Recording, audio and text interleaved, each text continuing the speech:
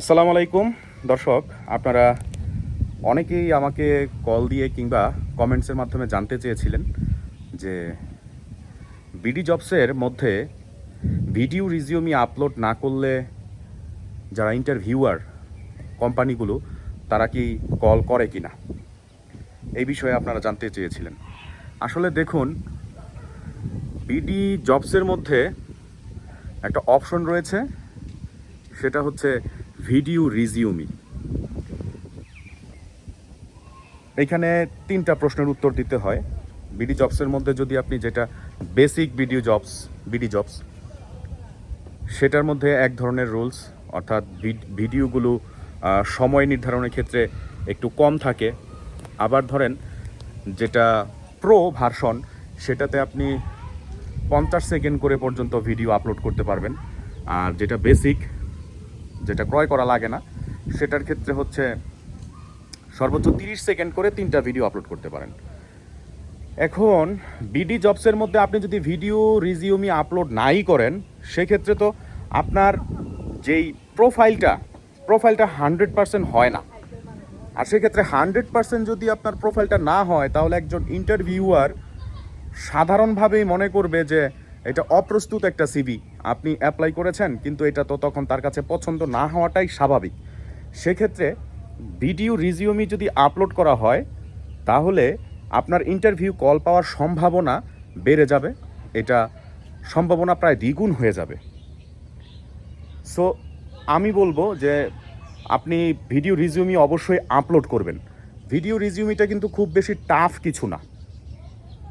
আপনি যদি একটু খেয়াল করেন, প্রথম প্রশ্নের মধ্যে আপনার ব্যক্তিগত পরিচয়, শিক্ষাগত যোগ্যতা সম্পর্কে জানতে চায়। তারপরে দ্বিতীয় প্রশ্নে হচ্ছে আপনার এক্সপিরিয়েন্স এবং অ্যাচিভমেন্ট সম্পর্কে জানতে চায়। আর তৃতীয় প্রশ্নের মধ্যে হচ্ছে আপনার তৃতীয় প্রশ্নটার মধ্যে জানতে চাই হচ্ছে আপনার আগামী 5 বছরে আপনি নিজেকে কোথায় দেখতে চান, এই বিষয়টা তারা জানতে চায়। আপনার মিশন, ভিশন বা গোল কি। তো এইটা যে আপনার অনেক হাই কোয়ালিটি ভিডিও হইতে হবে কিংবা একেবারে ইংলিশেই সব বলতে হবে, এরকম কোনো বিষয় না। আপনি যদি মনে করেন বাংলায় উত্তর দিবেন, বাংলায় দিতে পারবেন। আপনি যদি মনে করেন ইংরেজি দিতে পারেন। সেটা সর্বোচ্চ 30 সেকেন্ড বা 50 সেকেন্ডের একটা টাইম লিমিটেশনও সেখানে দেওয়া আছে। সো আপনি একটা স্ক্রিপ্ট সাজিয়ে, এটা পূর্বে ভিডিও রেকর্ড করার কোনো সুযোগ নাই, ইনস্ট্যান্ট আপনাকে বলতে হবে, সেভাবে আপনি বলবেন। আপনার স্ক্রিপ্ট রেডি করে তারপরে আপনি বলবেন। আমার স্ক্রিপ্টগুলো কী হবে সেটাও কিন্তু আমি আমার বিভিন্ন ভিডিওতে বলে রেখেছি, আপনারা চাইলে সেখান থেকে দেখতে পারেন। আমার চ্যানেলে বিভিন্ন ভিডিও দেওয়া আছে বিডি জবসের ভিডিও রিজিউমি কী হবে, কী বলা লাগতে পারে, আমি একটা ধারণা দিয়ে রেখেছি। মানে স্পেশালি আমি আমারটা তৈরি করেছি, আপনারা ওইটার অনুপাতে আপনারা আপনাদেরটা বলতে পারেন।